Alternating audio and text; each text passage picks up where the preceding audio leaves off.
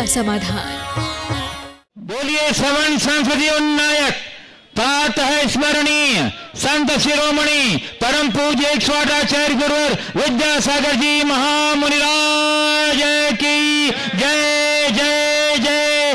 बोलिए गुणायतन प्रणेता संघ का समाधान प्रवर्तक भावना योग प्रवर्तक प्रखर वक्ता परम पूज्य 108 मुनिवर प्रमाण सागर जी मुनिराज की जय जय जय। परम पूज्य 108 मुनिवर अरह सागर जी मुनिराज की जय जय जय। प्रिय बंधुओं,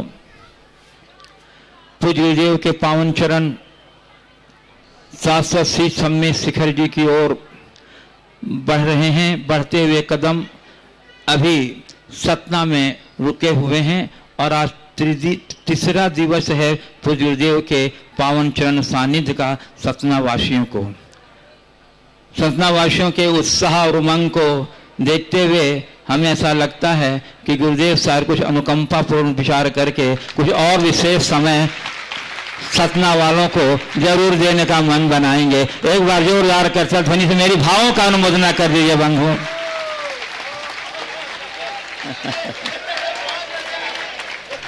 बंधुओं, मैं आपको लिए चलूं संघ का समाधान की ओर। इसके पूर्व मैं यहाँ सतना के इस पावर हाउस मैदान के विशाल पांडाल में उपस्थित स्थानीय श्रद्धालुओं का, स्थानीय नगरवासियों का और देश विदेश के विभिन्न स्थानों से पहुंचे यहाँ उपस्थित श्रद्धालुओं का तथा आज के संघ का समाधान के कार्यक्रम का सीधा प्रसारण जो घर बैठे पारस चैनल, जिनवाणी चैनल एवं प्रामाणिक ऐप के माध्यम से देख सुन रहे हैं, आनंद ले रहे हैं, उन सबों का मैं मंगल विहार यात्रा संघ की ओर से, सतना की समस्त जैन समाज की ओर से हार्दिक हार्दिक और युवा जो हिंदू पूर्व समन्वय हिंदू धर्म सब हिंदू पूर्व समन्वय समिति की ओर से हार्दिक हार्दिक अभिनंदन करता हूं। और मैं आपको लिए चलूं संघ का समाधान की ओर। इसके पूर्व देश और विदेश के लाखों जनता पूज्य गुरुदेव के मंगल में आशीर्वाद के लिए उत्कंठित प्रतीक्षारत रहती है। तो हम सभी मिलकर के गुरुदेव के चरण कमलों में त्रिवार नमोस्तु निवेदित करते हुए उनके मंगल में आशीर्वाद से अपने को अभिषेक करके साथ करेंगे। तो हाथ जोड़िए, मस्तक झुकाइए और बोलिए मेरे साथ, नमोस्तु गुरुदेव, नमोस्तु गुरुदेव, नमोस्तु गुरुदेव। बोलिए मुनिवर प्रमाण सागर जी महाराज की। बंधुओं, गुणायतन परिवार निरंतर वृद्धिगत इसकी श्रृंखला में निरंतर कड़ियां जोड़ती चली जा रही हैं। और जैसा गुरुदेव ने बताया था कि गुणायतन एक ऐसा प्रकल्प है कि जो इससे जुड़ेगा उसके भाग्य का कहना क्या, वो धन्य भागी होगा। ऐसे ही धन्य भागी आज हमारे बीच उपस्थित हैं श्री संतोष जी जैन और शुभम जी जैन। डॉक्टर संतोष जी शुभम जी जैन जहाँ तो स्थानीय सतना के ही निवासी हैं। मैं उन्हें सपरिवार आमंत्रित कर रहा हूं, वे पधारें, गुरुवर के चरणों में श्रीफल भेंट कर आशीर्वाद करें। गुणायतन की ओर से उनका सम्मान करेंगे। गुणायतन के शिरोमणि संरक्षक पारस चैनल के चेयरमैन श्री राजेश जी जैन और गुणायतन के कार्याध्यक्ष जैन मॉडल टाउन दिल्ली और श्री कार्याध्यक्ष Shri MC Jain model town Delhi सम्मान करेंगे हमारे डॉक्टर संतोष जी और डॉक्टर शुभम जी का। और सम्मान की इस कड़ी में आप लोग अपनी तालियों का अवदान दे करके बंधुओं सम्मान की इस गरिमा को बढ़ाएंगे। बंधुओं, निश्चित सद्भावना का तिलक लगाया जा रहा है, बहुमान का दुपट्टा पहना के सम्मान किया जा रहा है और स्मृति चिन्ह देकर के सम्मान दिया जा रहा है। आप इसमें अपने अनुमोदना की तालियों का अवदान देकर के सम्मान की गरिमा को बढ़ाए। बंधुओं, हम डॉक्टर संतोष जी और डॉक्टर शुभम जी के पूरे परिवार के सौभाग्य की भोरी भोरी सराहना करते हैं कि आपने अपनी गुणायतन परिवार से जुड़ करके अपने जीवन को धन्य किया है। सतना नगरी तो वैसे ही गुणायतन से विशेष रूप से जुड़ी हुई है, उसी श्रृंखला में एक कड़ी की और वृद्धि हुई है। जोरदार करते अभिनंदन बंधुओं, सम्मान का क्रम ये चल रहा है। बंधुओं, इस बीच में मैं आपको बताना चाहता हूं कि जबलपुर में पूज्य गुरुदेव के मंगल में सानिध्य में मड़िया जी ऐसे क्षेत्र में जो पंच कल्याणक प्रतिष्ठा हुई थी, उस कल्याण प्रतिष्ठा के मध्य जबलपुर के ऊपर ग्रीन सिटी और आमनपुर जिनालियों के विकास के लिए लोगों ने बहुत उदारता से गुरुदेव की प्रेरणा के अनुरूप अपनी दान राशि घोषणा की थी। उसके अंतर्गत बहुत लोगों ने अपनी दान राशि दे दी है और कुछ लोगों के डिटेल आए हैं, लेकिन कुछ लोग के डिटेल भी नहीं आए हैं। तो मेरा जिन लोगों ने दान राशि दे दी है और जिन्होंने अपनी डिटेल नहीं दी है वो सभी लोग, और जिन्होंने अपनी दान राशि घोषित की है, आप अपना पूर्ण विवरण शीघ्र दें ताकि जिनकी राशि आ चुकी है उनको हम रसीद निर्गत कर सकें, और जिनकी राशि नहीं आई है वो शीघ्रता से अपनी राशि और डिटेल भेजें ताकि हम दोनों जिनालियों के विकास का क्रम द्रुत गति से आगे बढ़ते चले। और इसके लिए आप संपर्क कर सकते हैं जबलपुर के हमारे गुणायतन ट्रस्टी श्री राय से चंद्र कुमार जी, जिनका संपर्क सूत्र नंबर है 9425387669।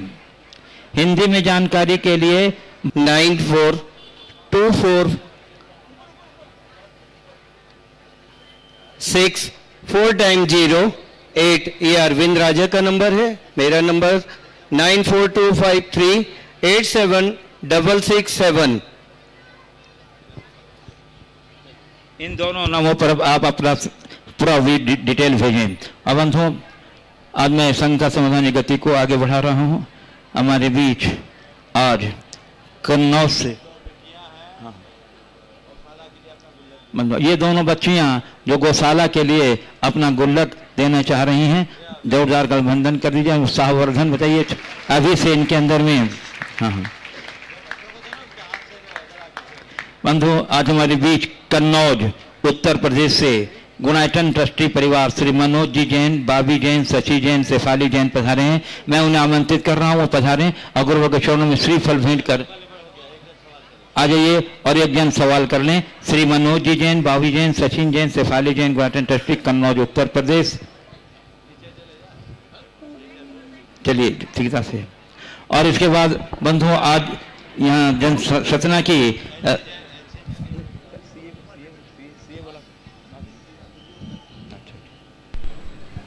बोलो जल्दी।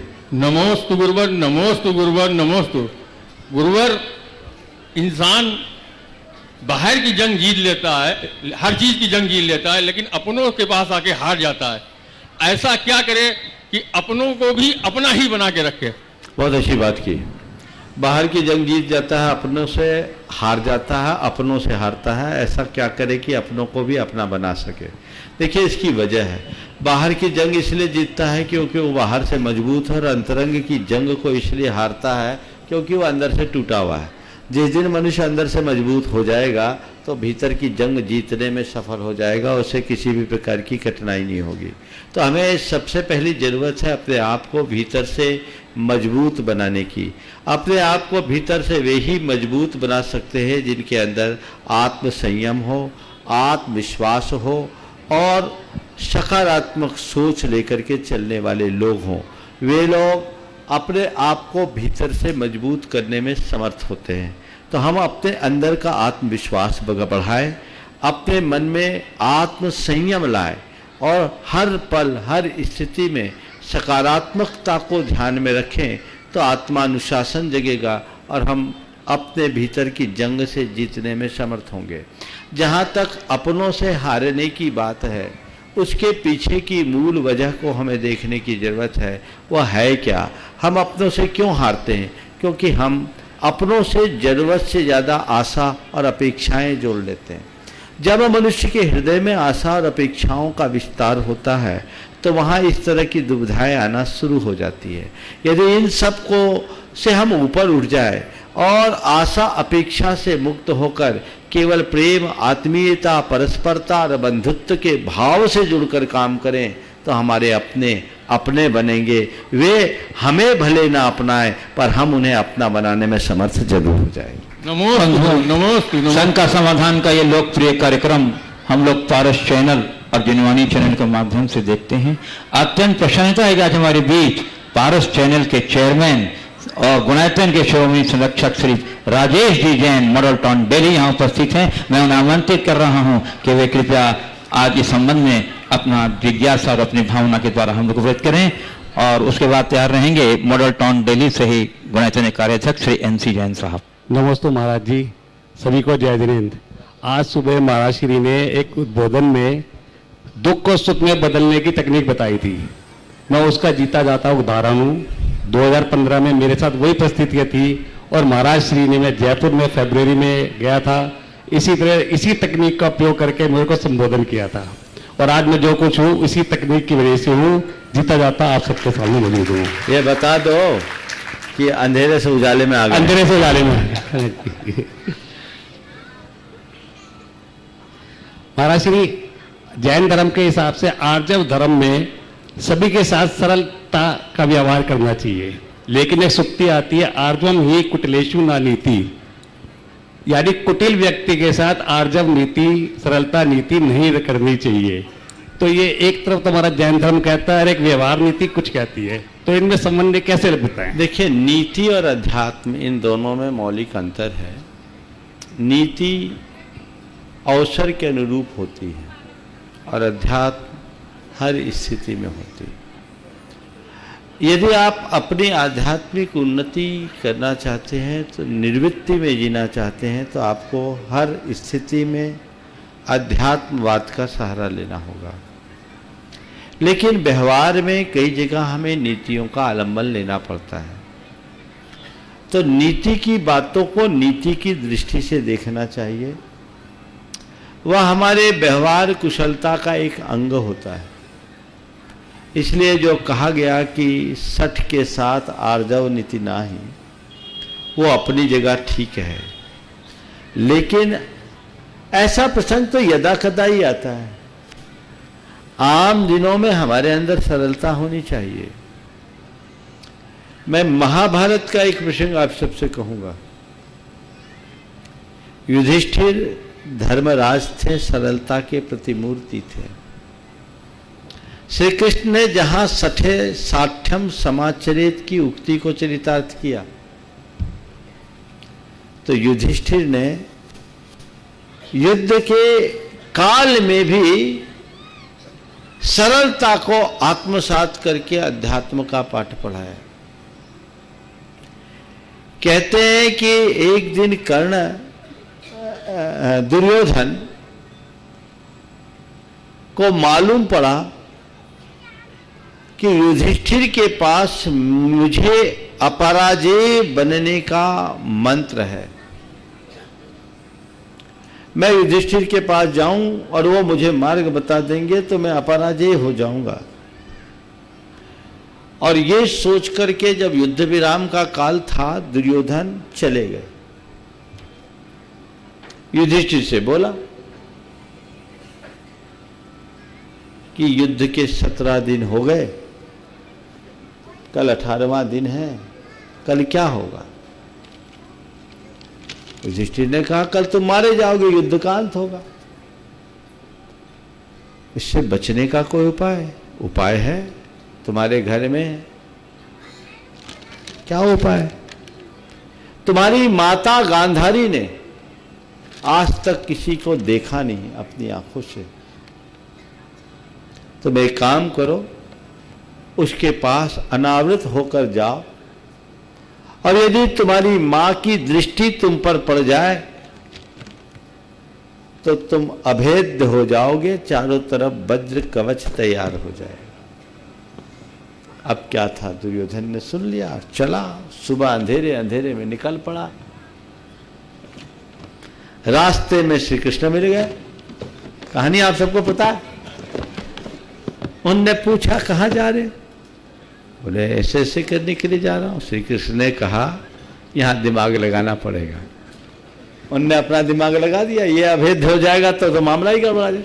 बोला ठीक है, तुम अपनी माता के पास जा रहे हो, पूरी तरह निर्वस्त्र होकर जाओगे, अच्छा लगेगा, कम से कम अपने गुप्त अंगों को तो ढांक लो। कहते हैं दुर्योधन ने श्री कृष्ण के कहने पर पत्तों के माध्यम से अपने गुप्तांगों को आवृत किया था, और उसके बाद गांधारी से जाकर अपना निवेदन प्रस्तुत किया। गांधारी ने अपनी पट्टी उतार कर दुर्योधन को देखा। पूरा शरीर जहां जहां उनकी दृष्टि पड़ी वो वज्रमय हो गया, पर गुप्तांग चूंकि आवृत था इसलिए वो जो का त्यों रहा। और महाभारत के कथनानुसार भीम ने उसी स्थान पर गदा का प्रहार किया और दुर्योधन का अंत हुआ। कथा का अपना प्रसंग है, पर मैं आपको नीति और अध्यात्म कहाँ और किसके द्वारा प्रयोग में लेना चाहिए वो बात कह रहा हूँ। युधिष्ठिर आध्यात्मिक व्यक्ति थे, उनने सरलता से सब बता दिया, लेकिन श्री कृष्ण ने अध्यात्म के होने के बाद भी नीति का प्रयोग किया और रास्ता साफ कर दिया। इसलिए जहाँ जैसा प्रसंग वैसा करना।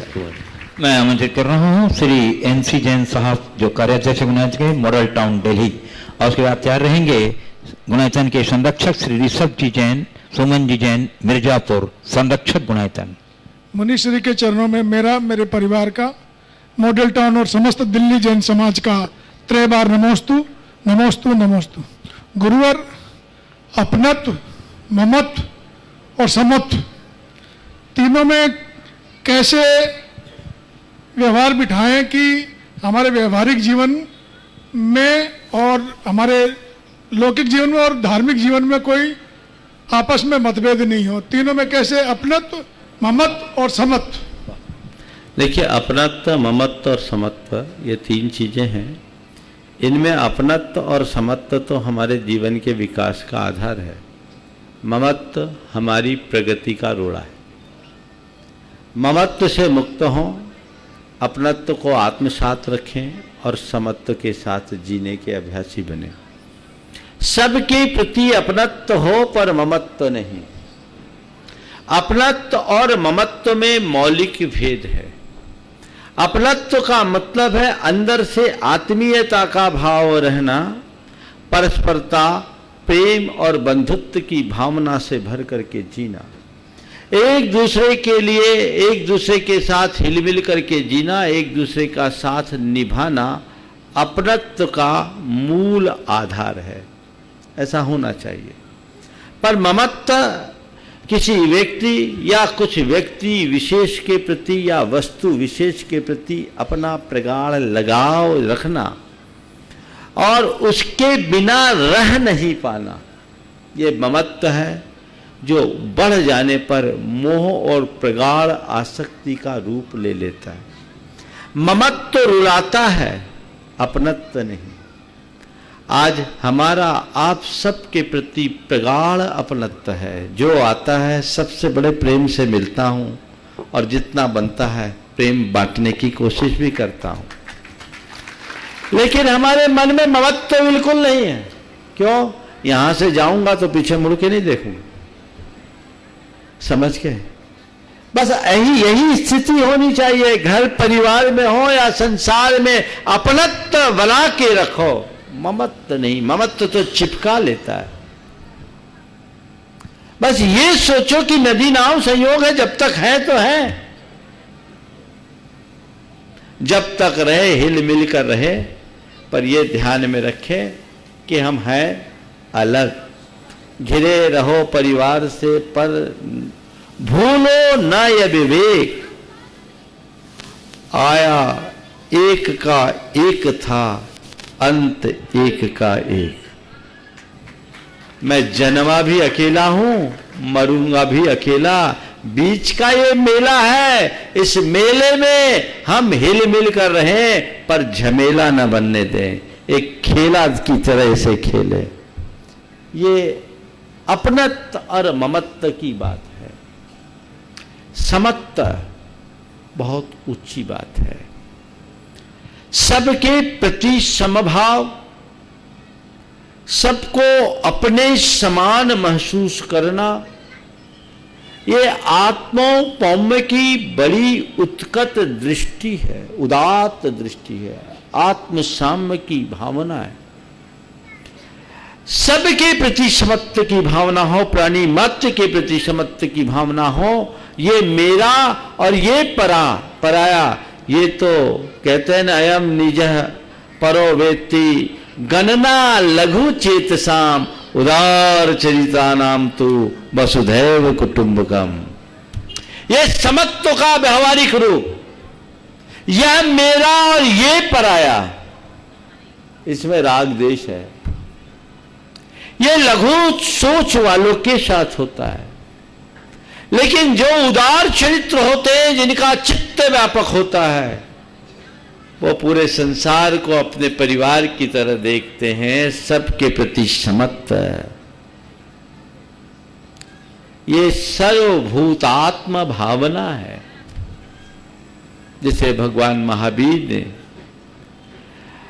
धर्म के मूल प्राण के रूप में कहा, और कहा कि सबको आया तुला पयाशु, सबको आत्मा के समान देखो। इसके साथ यही बात गीता में श्री कृष्ण कहते हैं, आत्मोपमेन सर्वत्र समम पश्यति योर्जुन, सुखम वा यदि वा दुखम स योगी परमो मतः। हे अर्जुन, सुख हो अथवा दुख, सबको अपने समान जो देखता, आत्मोपमेन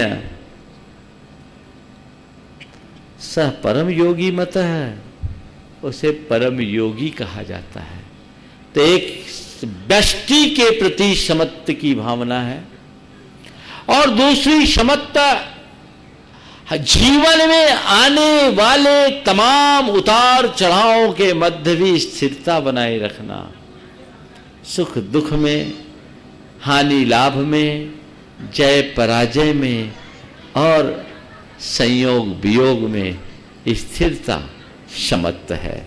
ये हमारे जीवन का रस है। तो हमें ममत्व से बचकर गौशाला जैसे जीवोदय केंद्र में देना श्रेष्ठ है। बहुत अच्छी भावना आपने प्रकट की है, और ऐसा सबको करना चाहिए। मैं अक्सर कहता हूं, हर मांगलिक कार्य की शुरुआत जीव दया से होनी चाहिए। आपके घर में विवाह हो, विवाह में आप अनाप शनाप खर्चा करते हो, पर पहला काम करो कि हम जीव दया के लिए कुछ करें। अगर तुम्हारे गांव के निकट कोई गौशाला है तो वहां गौशाला को दान दो, और नहीं है तो देवोदय महासंघ को अपना दान भेज दो। आपके पाई पाई का पूरा सदुपयोग होता है। अभी कल बताया 4 करोड़ बांट के आए जी महाराज जी। साल में जितना भी आप लोग योगदान देते हैं, इस मंच से जिसकी घोषणा होती है, सभी गौशालाओं में व्यवस्थित तरीके से जाती है। आपके पाई पाई का हिसाब होता है। तो ये पुण्य का कारण है। हर मंगल के अवसर पर, चाहे विवाह हो, जन्मदिन हो, वर्षगांठ हो या अन्य कोई अवसर, आप ऐसा करें। और आपने जो पहल की है प्रकाश भाई, बहुत अनुकरणीय पहल है कि व्यवहार नहीं लेना, व्यवहार देना लेना, तो ये तो आप लोगों का व्यवहार की बात है, लेकिन उसे डाइवर्ट करके पुण्यवर्धक कार्य में लगा देना बहुत अच्छा उदाहरण है। इससे आने वाले लोगों को तो पुण्य मिलेगा ही, 6वां हिस्सा तुम्हारे खाते जाएगा। जितने लोग देंगे उन सबका 16.25% तुम्हारे अकाउंट में ऑटोमेटिक चला जाएगा। समझ गए? तो ये पहल करनी चाहिए कि अगर इस तरीके से कोई व्यवहार हमारे यहाँ आके देता है तो दे, और वाकई में ऐसा मौका देख के आदमी दुगना दे देता है कि चलो अच्छे कार्य में जा रहा है। बहुत अच्छी पहल है और हमें इस दिशा में आगे बढ़ना चाहिए। इस तरह के कार्य करते रहना चाहिए। इस तरह हमें समाज के गरीब और उपेक्षित वर्ग के लिए भी कुछ उपक्रम करना चाहिए। हम तब समाज को एक अच्छी दिशा दे सकेंगे यदि देश भर के लोग ऐसा कर सके। और वह तो ये कहूँगा, अगर ऐसा आप लोग करते हो और उसके बाद पैसा भेजने के बाद यहाँ सूचना देते हो तो महासंघ को आपकी तरफ से पैसा जाएगा, तो इस मंच से उसकी घोषणा भी होगी कि अमुक ने अपने विवाह में इतना भेजा। पूरी जनता को मालूम पड़ेगा, देश भर को मालूम पड़ेगा, और ये करना भी चाहिए। आजकल तो करोड़ों की शादियां होती हैं और गौशाला को 11,000 देने में भी लोगों को तकलीफ होती है। वहां पानी की तरह बहा दिया। अरे भाई, जब पाप के कार्य में पैसा तुम पानी की तरह बहाते हो तो कुछ पुण्य के कार्य में निवेश कर दो, जीवन भर फलीभूत होगा। रचित तरुण कोयला जी मंदिर जी में प्रतिदिन शांति धारा करवाते हैं, 1000-2000 रुपए प्रतिदिन आता है, वो सारा पैसा जीवदया के लिए गौशाला। बहुत सुंदर, ऐसे ही होना चाहिए। चलिए, ये बंधुओं अत्यंत प्रसन्नता है। आज हमारे बीच सतना नगर के पूर्व विधायक श्री शंकर लाल जी तिवारी यहाँ उपस्थित है। मैं उन्हें आमंत्रित कर रहा हूं। डॉक्टर साहब के बाद। हाँ डॉक्टर करें। नमस्ते महाराज जी। नमस्ते महाराज जी। हाँ, मेरा प्रश्न मेरे प्रोफेशन से रिलेटेड है। चूँकि मैं सर्जन हूँ और ऑपरेशन करने के पहले हम लोगों को थिएटर को डिसइंफेक्ट करना पड़ता है और उसमें जीव हत्या होती है, तो उसके लिए हम लोग कितने पाप के धारी हैं और कैसे उससे बचा जाए? मैं आपके साथ एक उलट के प्रश्न करता हूँ। किसी को आप एंटीबायोटिक देते हैं तो उसमें भी तो अंदर हिंसा होती है जी, होती है ना? हाँ। फिर ये भी सवाल होगा कि हम एंटीबायोटिक ले रहे, बैक्टीरिया मर रहे, तो हिंसा पाप के भागी बने कि नहीं बने, ये हम सवाल है। अब मैं उसके लिए दूसरा सवाल करता हूँ, ये सब काम आप बैक्टीरिया को मारने के लिए कर रहे हो या सामने वाले को बचाने के लिए? बचाने के लिए। तो बचाने के लिए किए गए कार्य का नाम पाप नहीं है, ऐसा समझना चाहिए। श्री शंकरलाल जी तिवारी, पूर्व विधायक सतनानगर, और उसके बाद तैयार रहेंगे सीए एसोसिएशन की ओर से श्री विकास शुक्ला जी, सीए मुंबई। महाराज श्री के चरणों में शत शत नमन। मैं शंका करने की हैसियत का हूँ ही नहीं, गुरु भगवान के उपस्थित में शंका कैसी, पर मैं एक जानकारी आपसे निर्देश टाइप चाहता था। देह दान की इस समय पिछले कई वर्षों से और एक बड़ी प्रक्रिया समाज में चर्चित भी है, लागू भी है, लोग देहदान कर भी रहे हैं। पर हिंदू समाज के कुछ वर्ग और कुछ हिंदू समाज की जातियां ऐसी मान्यता रखती हैं, वो रूढ़वादी हो चाहे जो हो, कि दाह संस्कार जो हमारे बचपन से तमाम संस्कार होते हैं, उसमें दाह संस्कार अंतिम संस्कार है, महत्वपूर्ण संस्कार है, और वो दाह संस्कार सभी अंगों का शरीर के मुर्दे के होना चाहिए। कई बार दधीच का उदाहरण देते हैं। दधीच जी की जो प्रक्रिया थी देह दान की, वो आपके जानकारी में है, समाज की जानकारी में है, पर मैं चाहता हूं कि आप इस विषय में निर्देशित करें हम सबको कि ये देह दान के बाद दाह संस्कार से मुक्ति में कोई बाधा या ये रूढ़वादिता है।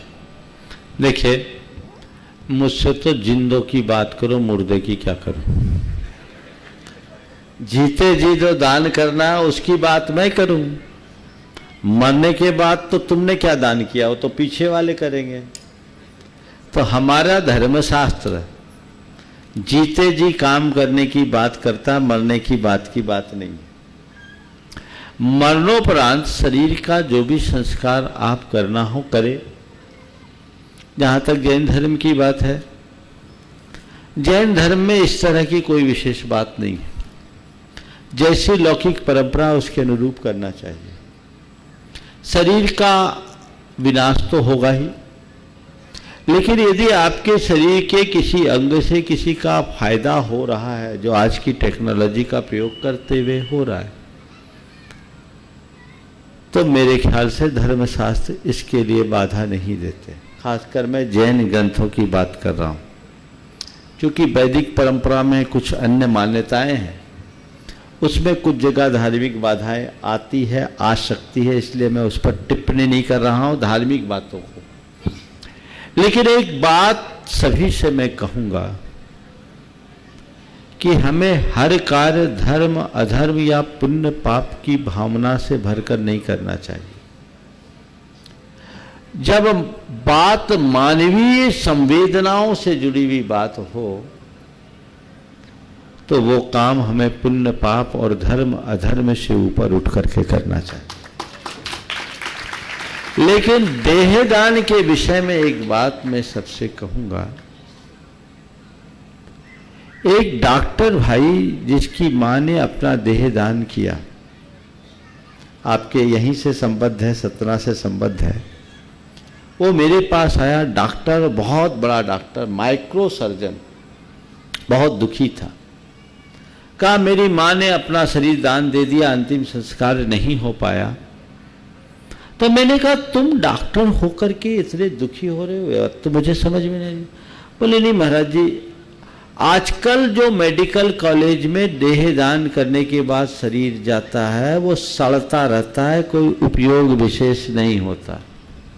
एक डॉक्टर ने कहा था। यहाँ डॉक्टर साहब बैठे हैं, शायद कहेंगे जो अध्ययन के लिए चाहिए 2-4 डेड बॉडी पर्याप्त होती है, वो पड़ी रह जाती है। संपूर्ण देह की बात कर रहा हूं मैं। बोले इसलिए अब लगता है कि इस तरफ जो लोग ज्यादा लोगों को उत्साहित कर रहे हैं उसकी उपयोगिता नहीं है, अंगदान अगर देते हैं तो उस अंग का तो फिर भी किसी के शरीर में प्रत्यावर्तन हो जाने से लाभ होता है, पर आम जन ऐसे शरीर का दान करने लगे तो अंबार लग जाए। समझ गए? तो इस बात पर भी विचार करना चाहिए। करना नहीं करना मैं कुछ नहीं कहूंगा, क्योंकि मैंने पहला ही वाक्य कहा, जिंदे की बात मुझसे करो, मुर्दे की बात मैं जानता ही नहीं। समझ गए? अपने विवेक और विचार से काम करना चाहिए। बंधु, आज यहाँ स्थानीय सीए एसोसिएशन के सदस्य मौजूद हैं। मैं चाहता हूं कि आप अपने स्थान से खड़े होकर गुरुदेव को नमोस्तु करके अपना स्थान ग्रहण करें, और आपकी तरफ से श्री विकास शुक्ला जी सीए जो मुंबई से हैं वो प्रश्न रखेंगे। एक ही सबको एक साथ खड़े कर दो, जितने वो तो कहा मैंने, सभी सीए अपने स्थान पर खड़े हो जाएं। एक नहीं, सीए को एक दोगे तो गड़बड़ हो जाए। सभी सीए कम से कम 3 प्रश्न दे दो। कितने आए? एक साथ आइए ना आप लोग, एक जगह एक ग्रुप में, सब बिखरे बिखरे, जितने सीए एक जगह आ जाइए। हाँ, वहीं जाओ ना विराम। हाँ, जल्दी पूछिए जब तक सब एक साथ आ जाए। 3 सवाल आप लोगों के लिए। जी सर। महाराज श्री के चरणों में मेरा सत्संग। मैं एक क्वेश्चन पूछना चाहता हूं कि हमें आंतरिक संतुष्टि कब और कैसे प्राप्त हो सकती है। उदाहरण के लिए, जैसे मैं एक लक्ष्य बनाता हूं अपने लाइफ में, उसके बाद जब मैं सोचता हूं बनाते वक्त कि ये लक्ष्य मेरा प्राप्त हो जाएगा, इसके बाद मुझे कुछ नहीं चाहिए, मेरा जीवन संतुष्ट हो जाएगा, मैं सारी खुशियां प्राप्त कर लूँगा। लेकिन जब मैं वो लक्ष्य अचीव कर लेता हूँ, उसके बाद फिर मेरा मन विचलित होता है और मेरा मन ऐसा चाहता है कि मैं और कुछ करूँ और कुछ करूँ और उपलब्धियां प्राप्त करूँ। उसकी वजह से मेरा मन विचलित रहता है। तो मुझे आंतरिक संतुष्टि कब और कैसे प्राप्त हो सकती है? देखिए, आंतरिक संतुष्टि लक्ष्य की उपलब्धि से नहीं, आत्म संयम से ही आएगी। आत्म संयम आत्म संतोष का आधार है। समझ गए? तो जब भी मैं कोई लक्ष्य बनाऊं, लक्ष्य की पूर्ति के लिए प्रयत्न करूं, और उसके साथ कुछ संकल्प भी हमारा होना चाहिए कि यही मेरा अंतिम लक्ष्य है, और उतना आत्म संयम हमारे मन में जग जाए तो हमें फिर कोई कठिनाई नहीं होगी। तो संतोष को पाने के लिए संयम बहुत जरूरी है। दूसरा प्रश्न, अपना नाम बोल दीजिएगा। मैं राजीव अग्रवाल आपके चरणों में प्रणाम करता हूं, और मुझे बड़ा सौभाग्य मिला आपका दर्शन करने का। हालांकि मेरा ऐसा मानना है कि भक्ति में कोई शंका नहीं होनी चाहिए, फिर भी मेरे मन में एक प्रश्न है। हालांकि मैंने अभी विराम सर से पूछा था तो उन्होंने जवाब दिया, लेकिन फिर भी मैं उससे संतुष्ट नहीं हूँ। मेरा ऐसा मानना है, चूँकि हम लोग चार्टर्ड अकाउंटेंट हैं तो हम लोग बैलेंस पे ज़्यादा दिमाग लगाते हैं। जिस तरह यहाँ पे सेविंग अकाउंट बनाते हैं, लोग मेंटेन करते हैं, वहाँ पे बैलेंस बनाते हैं ताकि हमारे पास ये बुरे वक्त में काम आए।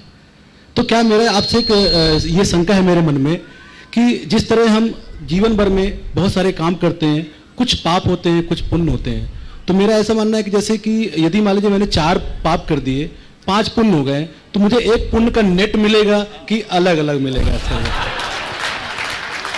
बहुत अच्छा सवाल है, और आपके सवाल का उत्तर मैं आपकी भाषा में दूं तो ज्यादा अच्छा होगा। खड़े रहे। आप जो बैलेंस शीट बनाते हैं, है ना, उसकी तो व्यवस्थाएं आप लोग अपने अनुरूप करते हैं, और यहां आप क्रेडिट डेबिट करके सब हिसाब किताब बराबर कर देते हैं। भीतर की बैलेंस शीट में कुछ भिन्नता है। यहां पुण्य पुण्य के रूप में फलता है, पाप पाप के रूप में फलता है। अगर आपने 5 पुण्य किया तो 5 पुण्य का फल मिलेगा, और 3 पाप किया तो 3 पाप का फल मिलेगा। लेकिन एक विशेषता है, जो डोमिनेट हो जाए ना वो ज्यादा प्रभावी हो जाता है। अगर हमारा पुण्य प्रगाढ़ हो तो पाप को कमजोर कर देगा, पाप प्रगाढ़ हो तो पुण्य को कमजोर कर देगा। इसलिए जब कभी हमारे जीवन में कुछ भी हो, अपने पाप को काटने का प्रयास करना चाहिए। मैं एक विशेष बात पर आप सबको ध्यान दिलाना चाह रहा हूं। अगर आपने किसी से ऋण लिया, ऋण नहीं चुकाया और आपकी बैलेंस शीट में आपने पैसा कैश अपने पास रख लिया, तो कर्ज खड़ा रहेगा कि माफ होगा? हाँ, खड़ा रहेगा। खड़ा रहेगा ना। ऐसे आपने पाप किया और बहुत सारा पुण्य कर लिया, बैलेंस शीट में पाप खड़ा रहेगा कि बैठा रहेगा? खड़ा रहेगा ना। तो क्या करना है? तुमने पुण्य कमाया, यह अच्छी बात है, पर अभी पाप से बचोगे नहीं, वो कर्जा बचा हुआ है, उसे आपको काटना होगा। समझ गए? पाप को काटना होगा। इसलिए मैं आप सबसे एक बात कहना चाहता हूं, पुण्य कमाने के लिए धर्म मत करो, पाप काटने के लिए धर्म करो। जो कर्ज है उसे उतारो, और पाप काटने के लिए क्या करना होगा? पाप त्यागना होगा। समझ गए? तो पाप को त्यागोगे तो फिर पुण्य कमाने की जरूरत नहीं, जीवन स्वयं पुण्य बन जाएगा। इसलिए वो 3 और 5 वाला है ना, ये 3-5 का चक्कर छोड़ो, है ना। उस पुण्य को कितना बढ़ाओ कोई फर्क नहीं पड़ता, पाप जीवन में नहीं होना चाहिए, और पाप के परित्याग का भाव होना चाहिए। बहुत सारे लोगों को देखता हूं मैं, उससे कहूं कुछ दान कर दो तो कर लेगा, उससे कहूं कुछ पूजा कर लो तो कर लेगा, लेकिन उससे कहूं कि गुटखा तंबाकू छोड़ दो, व्यसन छोड़ दो, तो नहीं छोड़ पाएगा। पुण्य करने को राजी है पर पाप छोड़ने को तैयार नहीं। बात समझ में आ रही है? मैं आपसे एक सवाल करता हूं, गाड़ी चला रहे हो, रेड लाइट हो और गाड़ी ना रोको तो चालान होगा कि नहीं? पर ग्रीन लाइट में गाड़ी ना बढ़ाओ तो कोई चालान होगा क्या? ग्रीन सिग्नल में गाड़ी ना बढ़ाओ कोई चालान नहीं, लेकिन रेड सिग्नल में गाड़ी बढ़ाओगे तो चालान होगा। तो पुण्य ना कमाओ, तुम्हारे जीवन में कोई नुकसान नहीं, लेकिन पाप नहीं त्यागोगे तो कभी कल्याण नहीं होगा। तो असल धर्म पुण्य कमाने के लिए नहीं, पाप त्यागने के लिए होना चाहिए, तब व्यवस्थित सब कुछ होगा। तीसरा प्रश्न, नाम बता दीजिएगा अपना। हाला महाराज जी, जो आपने उत्तर दिया है तो मेरे प्रश्न का ही उत्तर उसमें छिपा हुआ है, लेकिन फिर भी वो पाप त्यागे कैसे? वो पाप छूटे कैसे? पाप छोड़ने के लिए संकल्प चाहिए। महाराज जी, यदि कोई व्यापारी आता है और वो कह रहा है कि भाई मुझे इतना ही बिल फाड़ना है, इतना ही मुझे टैक्स देना है, तो बताइए हमारे सामने भी इस मुसीबत है, वो कैसे करें? आपने धंधा ही ऐसा चुना, हम क्या करें? आप लोगों के साथ विचित्रता है, आप पाप करते नहीं, दूसरों के पाप में पुण्य का मुहर लगाते हो। अब प्रोफेशन ही ऐसा है, तब उसके लिए क्या करें? एक उपाय, प्रोफेशनल लाइफ है। इस अवधि में अपनी बैलेंस शीट को ठीक करने के लिए जितना अच्छा काम कर सको पुण्य बढ़ाओ, और एक लक्ष्य रखो कि कब तक मुझे अपने प्रोफेशन से जुड़े रहना है। आप व्यापार क्यों करते हैं बताइए? आप लोग व्यापार कर रहे हैं, आप भी व्यापार करते हैं, क्यों करते हैं? थोड़ा बोलिएगा। जी जी सर, अब जब उस पेशे में आ गए हैं तो हमको तो उस लाइन जब चुना है तो मैं ये नहीं पूछ रहा व्यापार क्यों कर रहे हैं, क्या व्यापार कर रहे हैं, ये नहीं पूछ रहा, क्यों कर रहे हैं? एक वास्तव जीवन यापन के लिए। जीवन यापन के लिए व्यापार है कि व्यापार के लिए जीवन यापन है? बस इतने प्रश्न का उत्तर दे दो। जीविका के लिए व्यापार है, व्यापार के लिए जीवन नहीं है, ये समझ होना चाहिए। लोग पहले जरूरत के लिए कमाते हैं, बाद में कमाना ही उनकी जरूरत बन जाती है, और फिर पाप छपते रहता है, छूट नहीं पाते। इस बात पर गहराई से चिंतन करना चाहिए संसार में है, मेरे ऊपर पारिवारिक सामाजिक राष्ट्रीय दायित्व है, जितना है उसका मैंने पूर्ण कर लिया, काम खत्म। अब तो मैं उत्तमार्थ की ओर लगूं। मेरे पास वानप्रस्थी का मार्ग है। अभी तक मैंने पाप कमाया, कुछ अंशों में पुण्य कमाया, अब मैं पापों को त्यागूंगा, अपने भीतर के पापों का प्रक्षालन करूंगा, क्योंकि ये सुअवसर मुझे नरभव में ही है, अन्यत्र ये मिलना भी नहीं है। और दोबारा मनुष्य बनोगे इसकी गारंटी है? बोलो। नहीं तो भगवान ने कृपा कर दी हो, तुम्हें तो सर्टिफिकेट दे दिया, चिंता मत करना, तुम तो जितने जन्म चाहो हम दे रहे हैं। ऐसा तो नहीं है ना। काश मनुष्य ये बात सोचे। सब लोग आत्ममुग्धता में जीते हैं। थोड़ा बहुत कुछ अच्छा कर्म कर लेते तो अपने आप को कृतार्थ महसूस करते हैं, जैसे मैंने बहुत कुछ कर लिया। अरे भाई देखो, गंदगी कितनी लपेट रहे हो, उसे कब धोगे? आत्मा तो तुम्हारी मलिन हो रही है, कलंकित हो रही है। ये दृष्टि उसके ही हृदय में जगती है, जिसके लिए आत्मबोध हो, जीवन के कल्याण का लक्ष्य हो।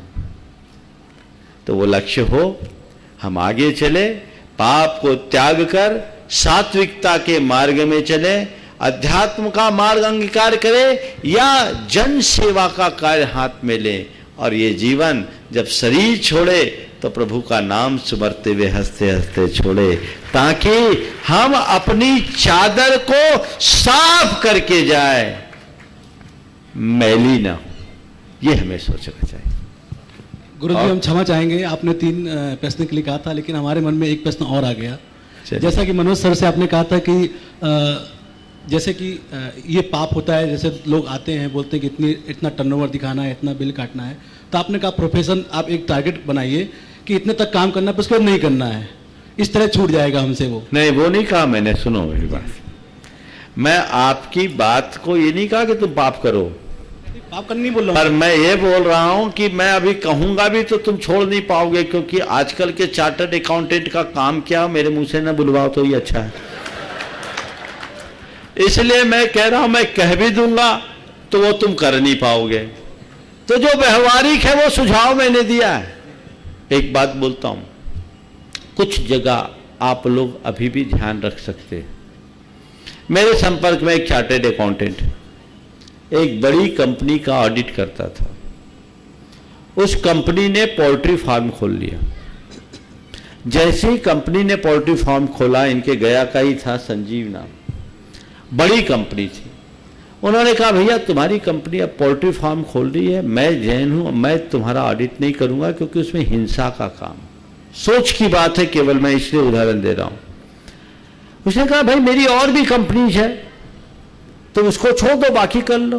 बोले नहीं, मेरे संस्कार में नहीं है, मैं तुम्हारा काम छोड़ दूंगा, लेकिन पोल्ट्री फार्म चलाने वाली कंपनी का ऑडिट तो मैं भूल कर नहीं करूंगा, क्योंकि आपसे जो पैसा आएगा वो पाप का पैसा आएगा, मुझे वो पैसा नहीं चाहिए। कुछ लोगों ने समझाया तुम कैसे बेवकूफ है, तुम्हें थोड़ी कुछ करना।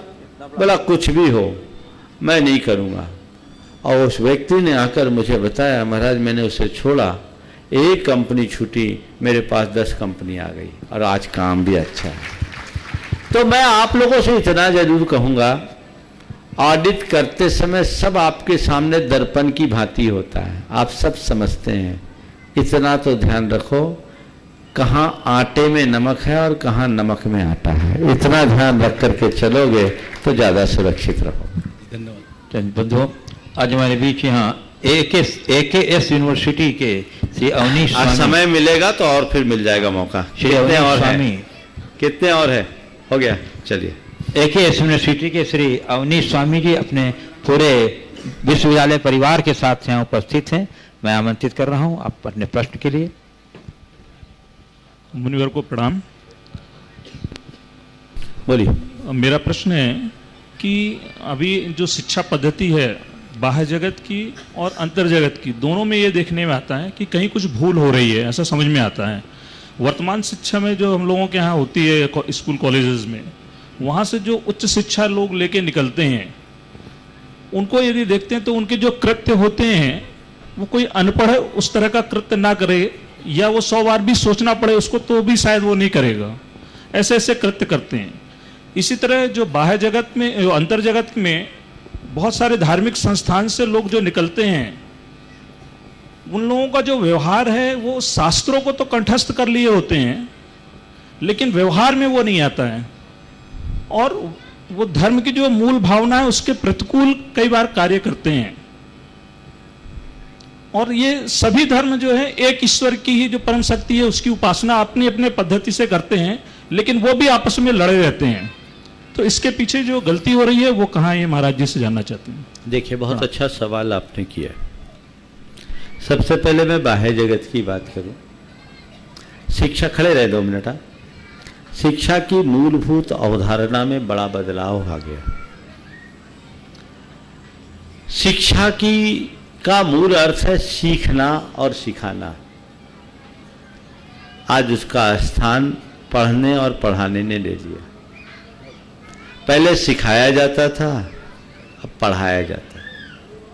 जब सिखाया जाता था तो हमारा कौशल विकसित होता था, अब पढ़ाया जाता है तो सब रत्तू टोटा बन जाते हैं, किताबें पढ़ लेते हैं, व्यावहारिकता का ज्ञान नहीं होता। नतीजा ये निकलता है कि लोग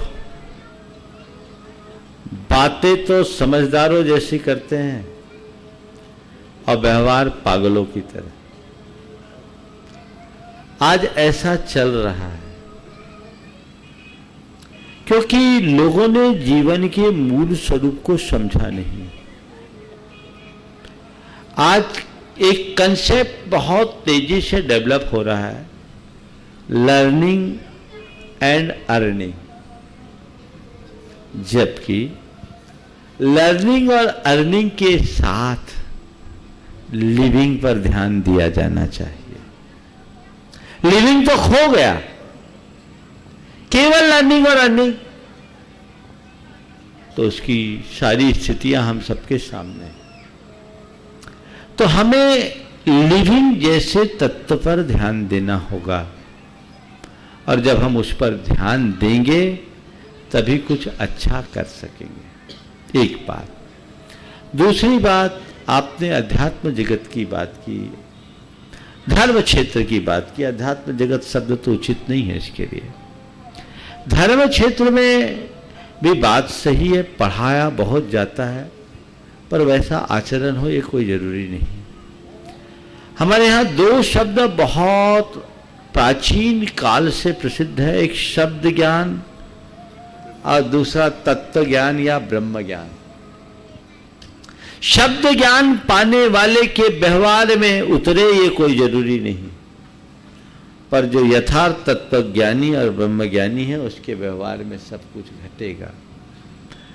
तो ज्ञानी वह नहीं जिसने शास्त्रों को पढ़ा, ज्ञानी वो है जिसने जीवन के मर्म को जाना।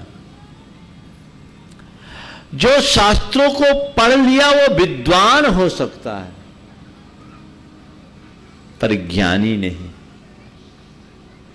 ज्ञानी वह है जिसने जीवन के सार को पहचाना है।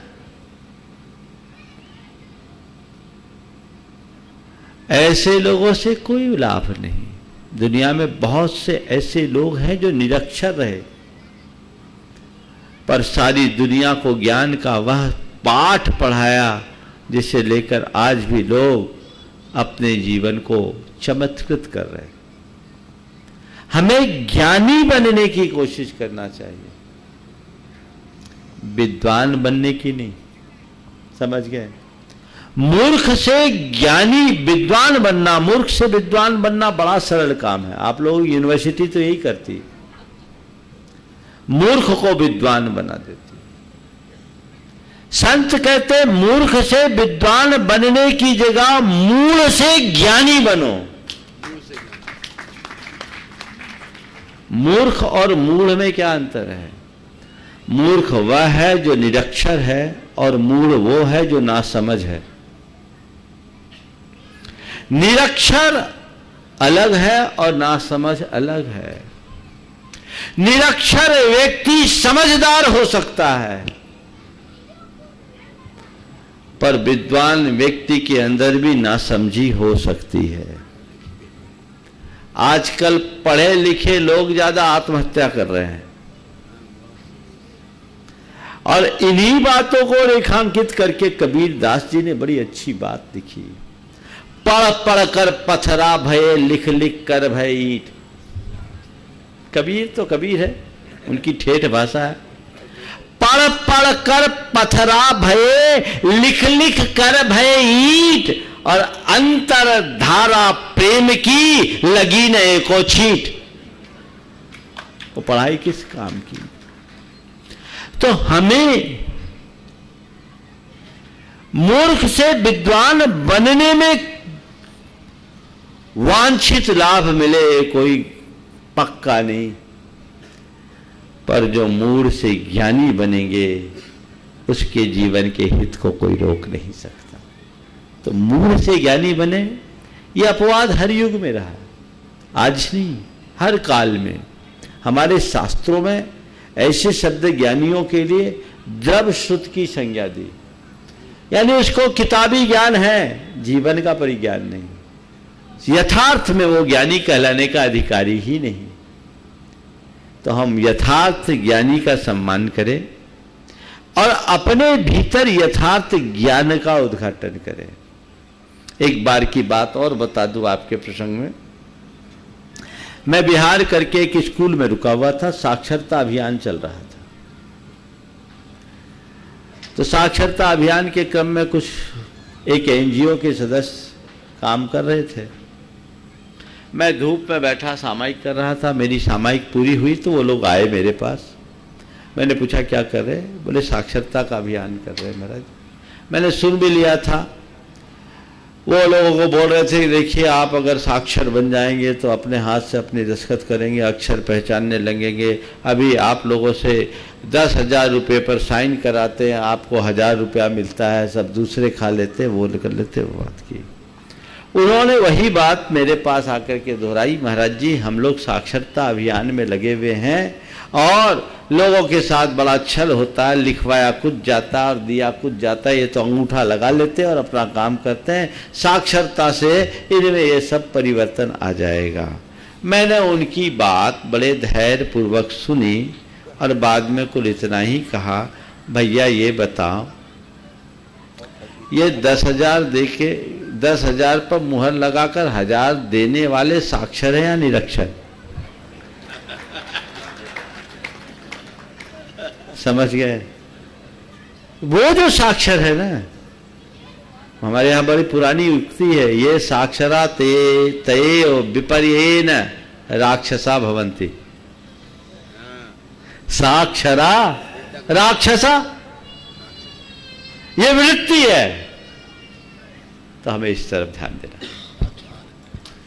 मारवाड़ी समाज महिला मंडल की सविता गोयल और उसके बाद तैयार रहेंगे मारवाड़ी युवा मंडल के श्री सुधीर खेमका। पूरी ग्रुप हो जाए एक साथ, पूरे एक मारवाड़ी समाज महिला मंडल पूरे एक साथ अपने खड़े हो जाएं और सविता गोयल एक प्रश्न पूछ लें। उसके बाद मारवाड़ी समाज के युवा मंडल के सुधीर खेमका। पहले महिलाओं का हो जाए। हाँ।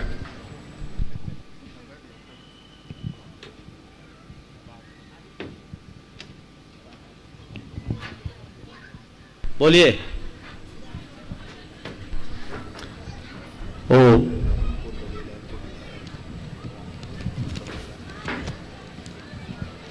गुरुदेव के चरणों में शत शत नमन। आज हमारा सौभाग्य है आपके दर्शन करने को मिले, हमें बहुत ही प्रसन्नता का अनुभव हो रहा है। हमारा एक प्रश्न है कि गृहस्थ जीवन यापन करते हुए कर्म को पूजा कैसे बनाएं? क्योंकि कर्म करते हुए मन भटक जाता है, लगता है पूजा तो हमने की नहीं, सिर्फ कर्म ही कर्म कर रहे हैं। कर्म को अपना कर्तव्य मानकर एंजॉय करने लगो, कर्म को बोझ मानना बंद कर लो, कर्म को अपना धर्म मान लो, तो कर्म ही आपकी पूजा होगी। आप घर गृहस्थी की नित्य की जो क्रियाएं करते, चाहे खाना बनाना हो, चाहे घर का काम करना हो, इस काम को आप क्या मानते हैं? अरे रूटीन का एक काम है तो करना पड़ रहा है। नहीं, ये मेरा धर्म है और इसी से मेरे घर की सारी व्यवस्थाएं बनेगी और इसी में मेरी सेहत अच्छी होगी। तो ये कर्म नहीं, मेरा धर्म है, और उसका आनंद लीजिए तो कर्म ही पूजा बन जाए। धन्यवाद। मारवाड़ी समाज युवा मंडल के सुधीर खेमका जी, सभी आपके जितने युवा हैं आपके सभी एक साथ खड़े हो जाएं। मारवाड़ी युवा मंच के अपने सभी अनुज एवं अग्रज भ्राता के साथ गुरुदेव को नमोस्तु नमोस्तु नमोस्तु। स्वामी जी, आज के वर्तमान समय में अर्थ एवं बाहुबल का प्रभाव अच्छे व्यक्तित्व के प्रभाव से ज्यादा शक्तिशाली क्यों है? ये हर युग में रहा, आज ही नहीं। अर्थ और बाहुबल का अपना प्रभाव दिखता है, लेकिन अंततः जीत अच्छे व्यक्ति की ही होती है। ये तात्कालिक रूप से हमें प्रभावित करते हैं, लेकिन पूर्णकालिक इनका प्रभाव नहीं होता। इसलिए इन सब बातों से हमें निराश नहीं होना चाहिए। जब जब लोगों ने अर्थ और बाहुबल का फायदा उठाना शुरू किया है, रावण को अपना आदर्श बनाया, पर चरित्र बल तो राम के पास था। उदाहरण हमारे सामने है, जीत किसकी हुई, राम की या रावण की? हमें तय करना है हमें किस पक्ष में जाना है। बंधु, अत्यंत प्रसन्नता है हमारे बीच विधायक श्री रामपुर बघेला जी, श्री विक्रम सिंह जी विक्की यहाँ उपस्थित हैं। मैं उन्हें आमंत्रित कर रहा हूँ गुरुदेव चरणों में श्रीफल भेंट कर आशीर्वाद ग्रहण कर लें, और यदि आपके पास कोई जिज्ञासा है, भावना है, और इनका सम्मान करेगी यहाँ सतना की जैन समाज के अध्यक्ष श्री रमेश जी इंजीनियर, उनके साथ में और अन्य पदाधिकारीगण हमारे विधायक जी का सम्मान करेंगे। और इस सम्मान क्रम में अपनी तालियों का अवदान दे करके अभिनंदन जी। हाँ बंधुओं, अब इसी बात तैयार रहिएगा। हिंदू पर्व समन्वय समिति श्री सुभाष जी बनर्जी के सुपुत्र श्री विभाष जी बनर्जी।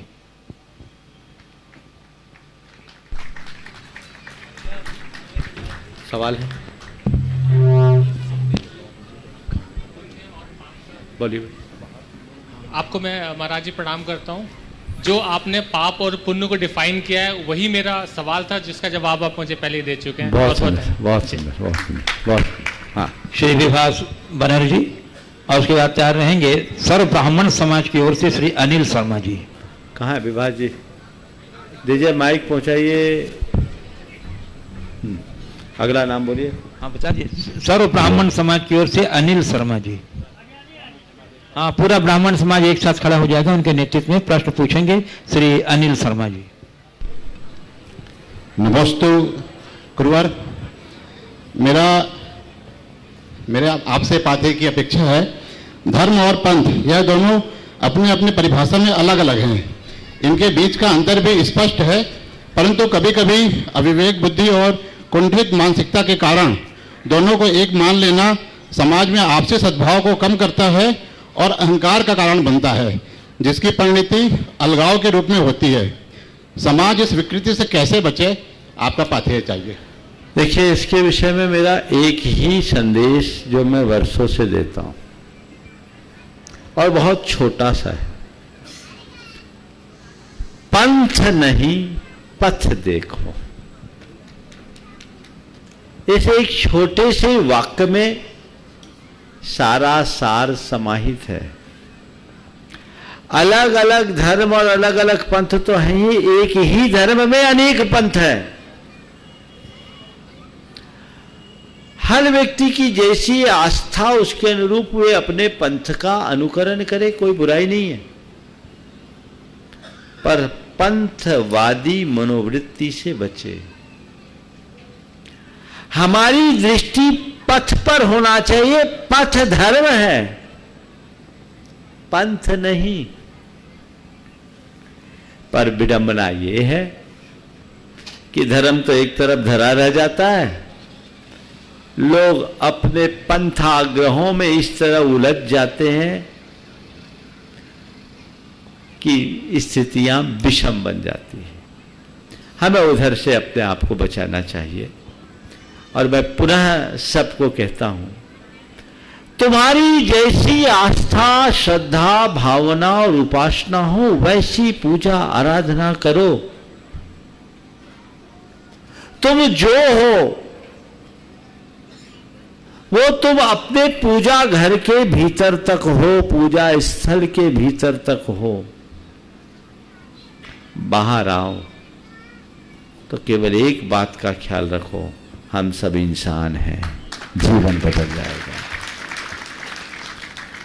मैं ये कहूं कि सब धर्म एक हो जाए तो शायद ये बात स्वीकार्य नहीं होगी और व्यवहारिक भी नहीं है। हजारों सालों का इतिहास है सब धर्मों का, तो सब धर्म एक हो जाए ये बात व्यवहारिक नहीं है, पर सब धर्मी एक रहे इसमें क्या कठिनाई है। धर्मी एक रहे, अपने अपने रीति से धर्म करे, पर धर्म के नाम पर लड़ने से बचे, धार्मिक उन्माद से बचे। और आज विश्व को इसी की जरूरत है। मैं सभी समाज के प्रबुद्ध जनों से कहूंगा कि हमें एक ऐसा वातावरण बनाना चाहिए। और मुझे बहुत प्रसन्नता है, सतना में तो अलग ही वातावरण दिखता है, पहले भी दिखा और आज भी दिख रहा है। और 16 वर्षों के अंतराल के बाद मैं देख रहा हूं कि वो भावना बढ़ी है, घटी नहीं। आपकी प्रेरणा है गुरुदेव, और आशा करता हूं आगे भी बढ़ती ही रहेगी। नमस्ते। सर्व ब्राह्मण समाज के श्री अनिल शर्मा जी, इसको आचार्य रहेंगे श्री मुन्ना सिंह जी, पार्षद सतना।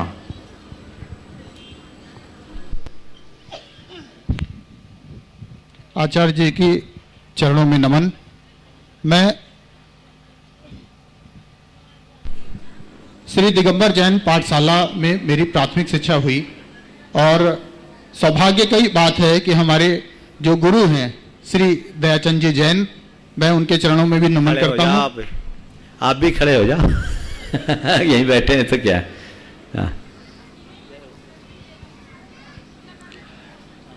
गुरु जी, मेरा एक प्रश्न है, प्रश्न क्या जिज्ञासा है एक कि अभी कुछ सालों में ये देखा गया है कि समाज के कुछ वर्गों में ब्राह्मण समाज को एक खलनायक के रूप में प्रस्तुत किया गया है कि ब्राह्मण समाज ने हमें परेशान किया, हमें ओछा समझा, हमें घटिया समझा। इस कारण से दो वर्गों के बीच में वैमनस्यता थोड़ी सी बढ़ गई।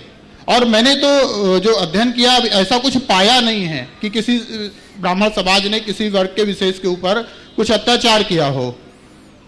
इस कारण से समाज, ब्राह्मण समाज के जो अन्य लोग हैं, कुछ लोग हैं जो स्वयं को ब्राह्मण कहने में संकोच करने लग गए हैं। तो हमें ऐसा क्या करना चाहिए कि ये जो भ्रांति पैदा हुई है ये भ्रांति दूर हो सके।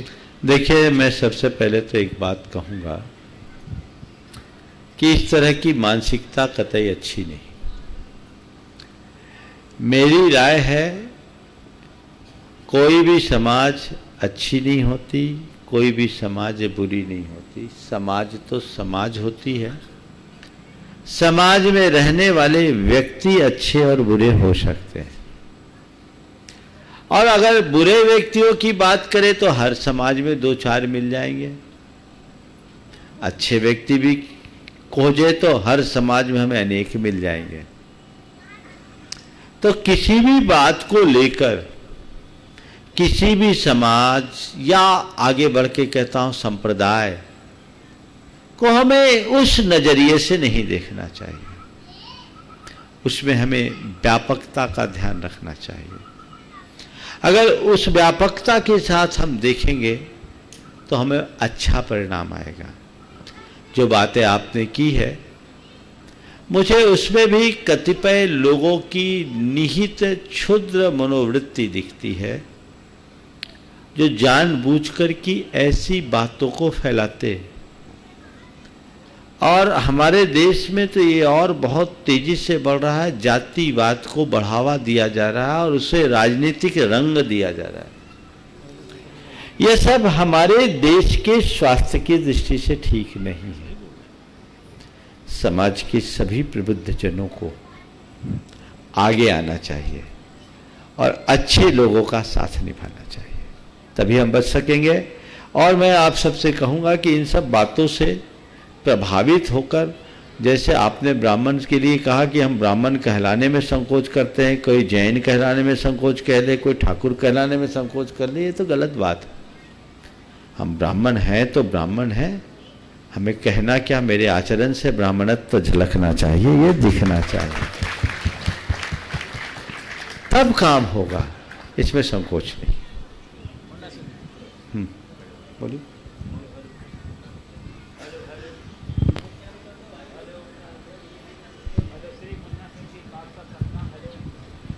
जी महाराज जी के चरणों में दंडवत प्रणाम करता हूँ।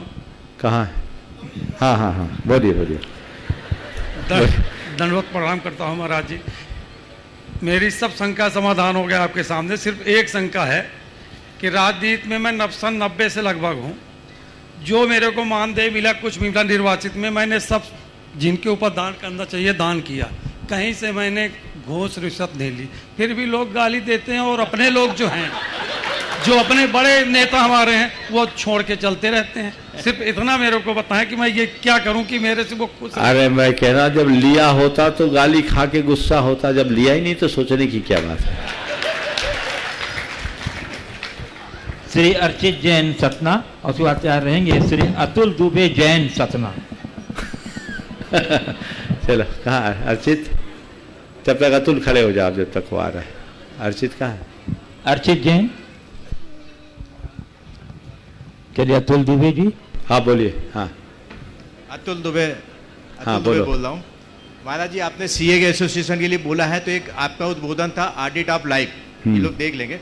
मेरा आज का क्वेश्चन है, आज समाज में हमसे कसौटी में 4 बातें पूछ रहे हैं जो आप तराश रहा है।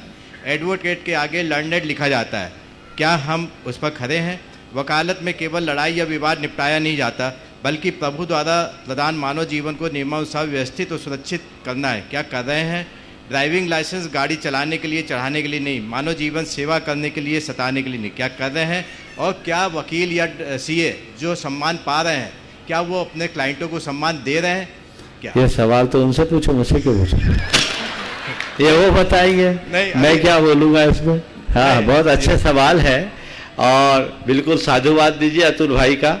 ये बड़े सरल चित्त सेवाभावी व्यक्ति है। 2004 से निरंतर जुड़े हुए हैं और मैं समझता हूँ हमारा कोई ऐसा प्रवास नहीं जहाँ अतुल दुबे न पहुँचे हों। इसलिए जैसा अभी कहा गया, अतुल दुबे जैन, बिल्कुल जैनत्व उनके कर्म में प्रतिष्ठित हो गया है और 2004 से इन्होंने रात्रि भोजन छोड़ रखा है। ये अपने आप में एक अनुकरणीय उदाहरण है। बंधुओं, आपने जो बात की बहुत अच्छी बात की। इनके ये प्रश्न है हर चार्टर्ड अकाउंटेंट और हर एडवोकेट को अपने सामने रखना चाहिए। हाँ, अर्चित है। श्री अर्चित जैन बस इतने ही है। मैं आमंत्रित कर रहा हूँ बाल ब्रह्मचारी पीयूष जैन गुन्नौर जो यहाँ उपस्थित हैं। वो प्रतिभास्थली में एडमिशन प्रारंभ है। हाँ, एक बात आज सुबह आप सबको बोली गई थी कि प्रतिभास्थली में पुनः इस वर्ष का नामांकन प्रारंभ हो गया। कोविड के कारण पिछले वर्ष तो सब घर से ही ऑनलाइन पढ़ रहे थे, लेकिन अभी मुझे जैसी जानकारी रायसेठ चंद्र कुमार ने दी कि अब प्रतिभास्थली के 5 केंद्रों में अध्ययन शुरू हो गया है और आप प्रतिभास्थली की प्रतिष्ठा को जानते हैं, वहाँ की पढ़ाई की गुणवत्ता को पहचानते हैं, बच्चियों की संस्कार युक्त शिक्षा का श्रेष्ठतम उपक्रम वहाँ है। तो आप वहाँ अपने बच्चियों का नामांकन अगर कराना चाहें तो समय पर आप उनसे संपर्क करें। नामांकन चालू है और प्रतिभास्थली की वेबसाइट पर सब डिटेल होगा। आप सब जरूर लाभ लें और कहीं ऐसा ना हो कि आप वंचित रह जाएं। शायद 4th क्लास से एडमिशन चालू है, आप उसका देखें। बोलिए। आखिरी बाल ब्रह्मचारी पीयूष जी जैन बता रहे हैं। आखिरी। हाँ, महाराज श्री जी के चरणों में बारंबार नमोस्तु। महाराज श्री, मेरा प्रश्न है, दया और शाकाहार भारतीय संस्कृति के गहरे प्राणों पे बसा हुआ था, लेकिन आज मांसाहार का चलन बहुत ज्यादा बढ़ रहा है। ये दुखद है और इससे ज्यादा दुखद यह है कि सरकार इसको लगातार प्रोत्साहित भी कर रही है। और तीसरा यह है कि कृषि के क्षेत्र में भी मत्स्य पालन और मुर्गी पालन आदि को जोड़ दिया है, जिसमें सरकार बहुत बड़ा अनुदान देती है। आपकी आवाज पूरा देश, पूरा प्रशासन और यहाँ पर उपस्थित संगठन सुन रहे हैं। निश्चित रूप से आपके द्वारा दिया गया समाधान एक बड़ा संदेश देकर आएगा। नमस्ते महाराज श्री। आपने ऐसे समय पर सवाल किया है कि गाड़ी छूट गई है। मैं आज आपके प्रश्न को खड़ा रखता हूँ, कल के लिए लंबित रखता हूँ, फिर इस पर प्रकाश डालूंगा। समय आज आप सबका हो गया है 20 मिनट अधिक होने के बाद, इसलिए मैं यहीं पर विराम ले रहा हूँ। बोले परम पूज्य आचार्य गुरुवर श्री विद्यासागर जी महाराज की